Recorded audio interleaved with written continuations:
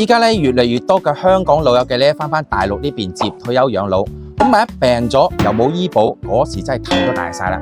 不過唔使擔心，今日呢個視頻咧，你一定要由頭聽到尾，事關咧同你以後喺內地生活咧係息息相關嘅。咁依家手把手教你點樣喺內地去辦理呢個醫保。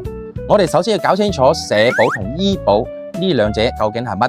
咁呢兩者究竟又有咩區別？社保其實包括咗5大保險：養老保險啦、失業保險啦、醫療保險、工傷保險同埋呢個生育保險嘅。呢5大保險咧稱得上內地人生活嘅全能保障嚟嘅。咁而醫保咧就係社保入邊專管睇病嘅一部分，咁專門幫你慳翻啲睇病錢嘅。咁好多老友記會問咧，港澳居民喺內地做嘢，可唔可以買社保？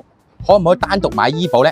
咁話你知，絕對係可以嘅。由20年開始咧，港澳居民咧就可以採用靈活就業嘅方式，自己去交社保。咁又或者係單獨購買城鄉居民醫保嘅。咁講真咧，呢個政策係非常之貼心㗎。咁呢度咧一定要分清楚2種保險，揀啱先係着數㗎。咁第一個咧就係職工保險啦。咁呢個咧係適合有固定工作，又或者係採用靈活就業嘅方式去購買社保嘅人。要求都幾多㗎？男士咧要求有55歲以下，女士咧係要求50歲以下嘅，仲要係未退休先得。但係我真心建議咧，如果符合條件嘅老友記咧，直接購買呢個職工醫保。咁雖然咧每年交嘅錢係會多啲，咁但係同時報銷嘅比例亦會高好多嘅喎，仲可以綁定1間社區醫院、2間嘅2級醫院同埋3級醫院嘅，日後睇病咧都係非常之方便嘅，省心又慳錢。咁第二種咧就係城鄉居民醫保啦。可以講呢種醫保咧，專門為返嚟大陸退休養老嘅港澳居民量身訂做㗎，一啲門檻都冇。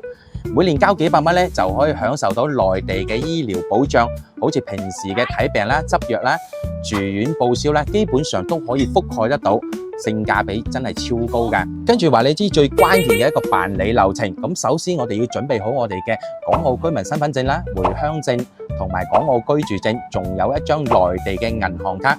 咁呢啲資料準備好晒之後咧，基本上就係搞掂咗一大半㗎啦。之後咧，你直接去到你所在城市嘅社保局，又或者係指定嘅醫保辦理網點，唔使驚，唔識辦。咁工作人員咧會根據你嘅情況咧去選擇翻一個最適合你嘅一個醫保類型，仲會幫你填好表格。咁醫保咧一般都係按年去繳費嘅。咁城鄉居民醫保咧一般都係幾百蚊嘅啫。咁繳費成功之後咧，你會拎到張醫保卡。咁呢一張卡咧就係你日後喺內地睇病嘅一個報銷憑證，直接去醫院用就得㗎啦。咁依家辦理業務都係超方便嘅。咁如果你唔想出門排隊嘅話，你都可以喺線上嘅社保官網小程序線上申請，線上去繳費，喺屋企咧就可以搞得掂，慳時又慳力。總嘅嚟講，港澳居民喺內地辦理醫保一啲都唔複雜。